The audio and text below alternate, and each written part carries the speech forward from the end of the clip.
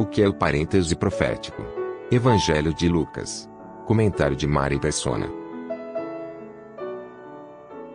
O apóstolo João, no primeiro capítulo do seu evangelho, ele diz que a lei foi dada por Moisés e a graça e a verdade vieram por Jesus Cristo. Ele revela, assim, um novo modo de Deus tratar com o homem, e dentro desse período vemos algo que não existia no Antigo Testamento e nem nos evangelhos: a igreja. Jesus revelou em Mateus 16 que iria edificar a igreja em um tempo ainda futuro. Portanto, a igreja não existia no tempo dos evangelhos, quando ainda vigorava o judaísmo. Se você fosse um discípulo de Jesus, iria participar de todas as atividades, festas e costumes do judaísmo. Se fosse homem, seria circuncidado, iria ao templo de Jerusalém, ofereceria sacrifícios de animais, daria o dízimo, não comeria carne de porco, não trabalharia no sábado, etc, etc. Você não seria cristão, você seria judeu. Porém, no capítulo 2 de Atos, tudo muda. O Espírito Santo vem habitar na terra, na igreja, coletivamente, e em cada crente, individualmente. Se o Filho de Deus nunca tinha habitado na terra antes, o mesmo aconteceu com o Espírito Santo. Com a morte, ressurreição e ascensão de Jesus, o Consolador pôde descer, conforme havia sido prometido, para habitar na terra, algo inédito até então. Deus colocava de lado a nação de Israel para tratar com um povo novo, a igreja, formada por judeus e gentios convertidos a Cristo. No passado, Deus reconhecia a existência de dois tipos de pessoas, judeus e gentios. Agora ele reconhece três: judeus, gentios e igreja de Deus. O apóstolo Paulo, a quem foi confiado esse segredo que nenhum dos profetas do Antigo Testamento tinha previsto, também recebeu de Deus a revelação de que Israel seria deixado de lado por um tempo. É o parêntese, o período em que o relógio profético parou de bater até que termine o tempo da igreja na terra. Paulo fala disso aos romanos: irmãos, não quero que ignorem esse mistério, para que não se tornem presunçosos. Israel experimentou um endurecimento em parte, até que chegasse a plenitude dos gentios. Quando o último membro for acrescentado ao corpo, que é a igreja, terá sido atingido a plenitude dos gentios, e Cristo levará a sua igreja para o céu.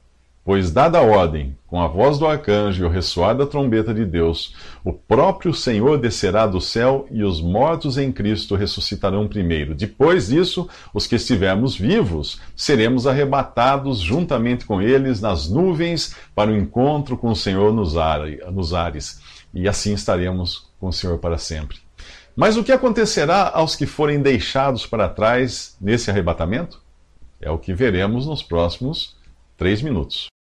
Nos últimos 3 minutos falei do fechamento da janela de oportunidade, que é o tempo da igreja na terra. Assim que o último membro do corpo de Cristo for acrescentado, Jesus voltará para buscar os que lhe pertencem. No arrebatamento da igreja, Jesus desce entre nuvens para se encontrar com os seus nos ares, a meio caminho do céu. 7 anos mais tarde, na sua vinda gloriosa para estabelecer o seu reino, ele colocará os pés no chão, no Monte das Oliveiras. O arrebatamento é o sinal para que o relógio profético volte a bater. As profecias do Antigo Testamento param na morte do Messias e destruição do templo e da cidade de Jerusalém. No capítulo 9 do livro do profeta Daniel, faltavam apenas 7 anos para o Messias voltar para reinar. Mas já se passaram mais de 2000. É por isso que chamei o período da igreja de um parêntese na profecia, uma lacuna que os antigos profetas não sabiam que iria existir. Mas agora você sabe. Nos 7 anos após o arrebatamento, ocorre o que você encontra em Daniel, capítulo 9, versículo 27, e a partir também do capítulo 4 de Apocalipse. O templo é reconstruído, o anticristo manifestado, o remanescente judeu fiel, perseguido e martirizado, enquanto outros são preservados para entrarem no reino de 1000 anos de Cristo na terra. Eles entram vivos. É nessa época que o evangelho do reino será pregado até os confins da terra, antes que venha o fim.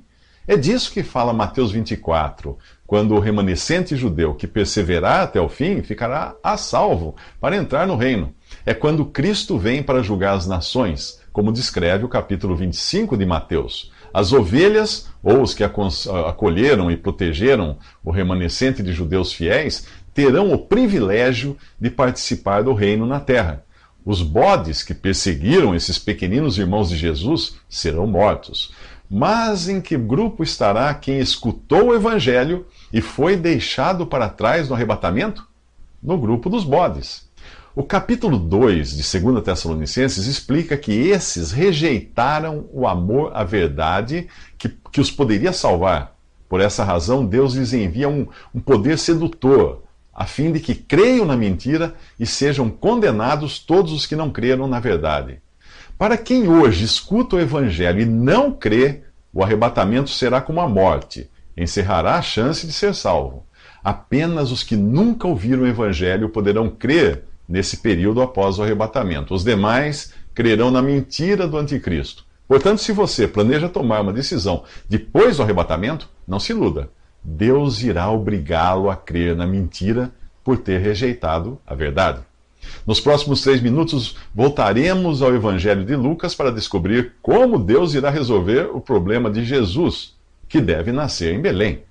Maria creu nas palavras do anjo de que de seu ventre sairia o Emanuel, que quer dizer Deus conosco. Afinal, mesmo sem ter uma relação sexual, ela tinha ficado grávida, após o Espírito Santo vir sobre ela e o poder do Altíssimo a cobrir com a sua sombra. O bebê, chamado pelo anjo de Filho de Deus, foi chamado por Isabel de Senhor.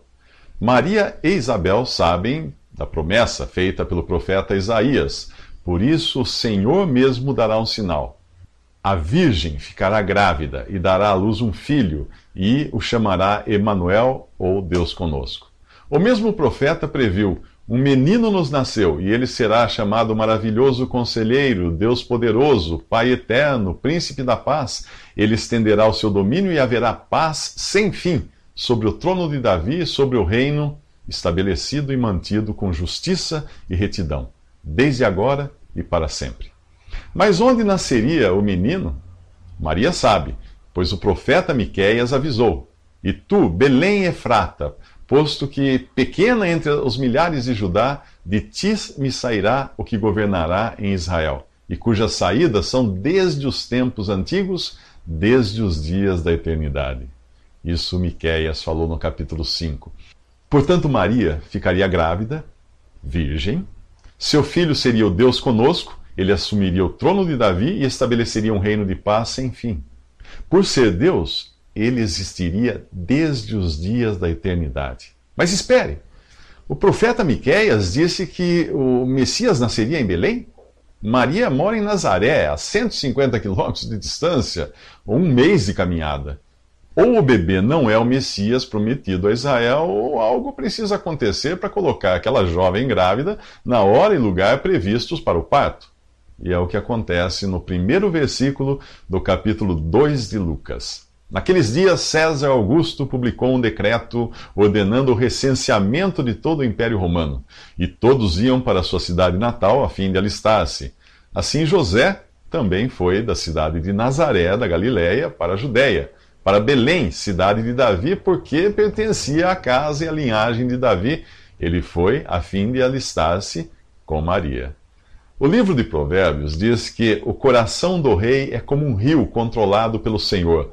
Ele, o Senhor, o dirige para onde quer. Nem o imperador romano sabe que está sendo marionete nas mãos de Deus. Assim é com todos os governantes, por mais que eles acreditem que sejam eles que estão no controle. Nos próximos 3 minutos, José e Maria descobrem que no mundo não há vaga para Jesus. Nós vimos Deus movendo ao seu bel prazer o governante mais poderoso da terra para que Maria estivesse no lugar previsto pelo profeta para o nascimento de Jesus. Se por um lado Deus manipula os reis para cumprir os seus propósitos, por outro ele chama os desprezíveis para fazerem parte de sua família. Por isso Tiago escreve: porventura não escolheu Deus aos pobres deste mundo para serem ricos na fé e herdeiros do reino que prometeu aos que o amam? Quem é verdadeiramente pobre não tem em que se agarrar no dia da necessidade. Não se apoia em seus bens, na sua justiça, nas boas obras ou qualquer capacidade que possa usar como moeda de troca para a sua salvação. Deus não quer os abastados, mas os necessitados. Ele não busca os sãos, mas os enfermos. Ele não se impressiona com os sábios, pois ele quer os loucos. Ao dirigir-se aos cristãos congregados na cidade de Corinto, o apóstolo Paulo escreveu: pensem no que vocês eram quando foram chamados. Poucos eram sábios, segundo os padrões humanos. Poucos eram poderosos, poucos eram de nobre nascimento, mas Deus escolheu as coisas loucas do mundo para envergonhar os sábios. Escolheu as coisas fracas do mundo para envergonhar as fortes. Ele escolheu as coisas insignificantes do mundo, as desprezadas e as que nada são, para reduzir a nada as que são, para que ninguém se vanglorie diante dele. José e Maria são pobres, por isso não conseguem vaga em Belém. Sem dinheiro, poder ou influência, só lhes resta colocar o recém-nascido Jesus num caixote usado para alimentar o gado. Lucas explica a razão: porque não havia lugar para eles na hospedaria. Há 2000 anos, Deus veio ao mundo na forma humana e não encontrou lugar. Nada mudou desde então. Não se iluda com tantas religiões, catedrais e monumentos criados pelos homens. O mundo continua não tendo lugar para Jesus.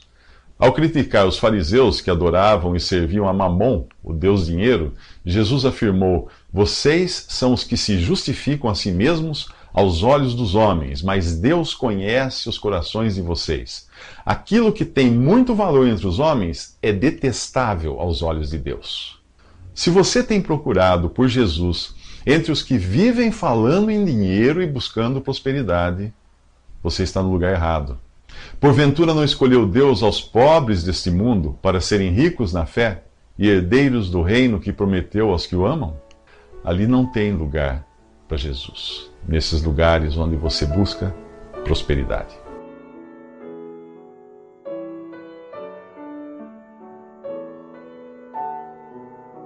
Visite Respondi.com.br. Visite também 3minutos.net.